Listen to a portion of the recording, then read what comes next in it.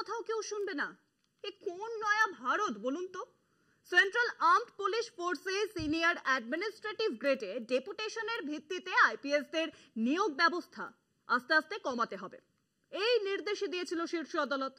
বলেছিল সর্বোচ্চ 2 বছরের মধ্যে ডেপুটেশনের ভিত্তিতে নিয়োগ কমাতে হবে।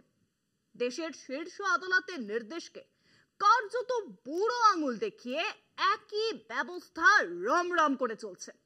অর্থাৎ অ্যাডমিনিস্ট্রেটিভ গ্রেডে ডেপুটেশনের ভিত্তিতে নিয়োগ কিন্তু এখনো থামেনি।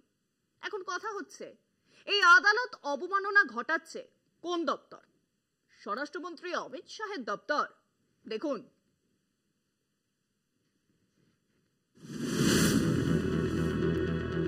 দেশের শীর্ষ আদালতের নির্দেশকে অমান্য কেন্দ্রের স্বরাষ্ট্র মন্ত্রকের, যা খোদ অমিত শাহের নিয়ন্ত্রণাধীন।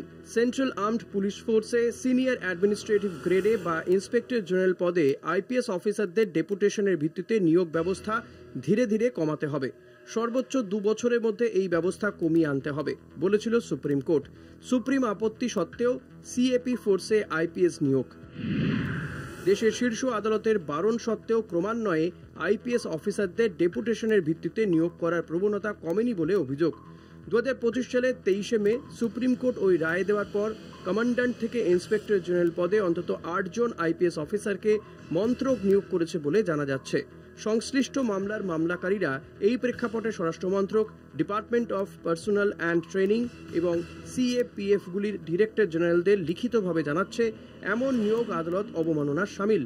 বর্তমানে সিএপি ফোর্সের ডেপুটি ইন্সপেক্টর জেনারেল পদের 20% এবং ইন্সপেক্টর জেনারেল পদের 50% আইপিএস অফিসারদের জন্য সংরক্ষিত। কিন্তু আদালতের নির্দেশ অনুযায়ী যা ক্রমান্বয়ে কমার কথা, তাহলে প্রায় 13,000 সিএপিএফ অফিসার ওই রায়ের ফলে পদোন্নতির সহজ সুযোগ পেতে পারেন। আইপিএস অফিসারদের জন্য প্রচুর পদ সংরক্ষিত রাখার ফলে সিএপিএফ অফিসারদের পদোন্নতি আটকে থাকে। অ্যাসিস্ট্যান্ট কমান্ড্যান্ট পদে যোগদানকারী অফিসারকে অন্তত 25 বছর কমান্ড্যান্ট হওয়ার জন্য অপেক্ষা করতে হয়, অথচ 13 বছরের মধ্যেই তিনি সিনিয়রিটি অর্জন করে থাকেন। কলকাতা টিভি।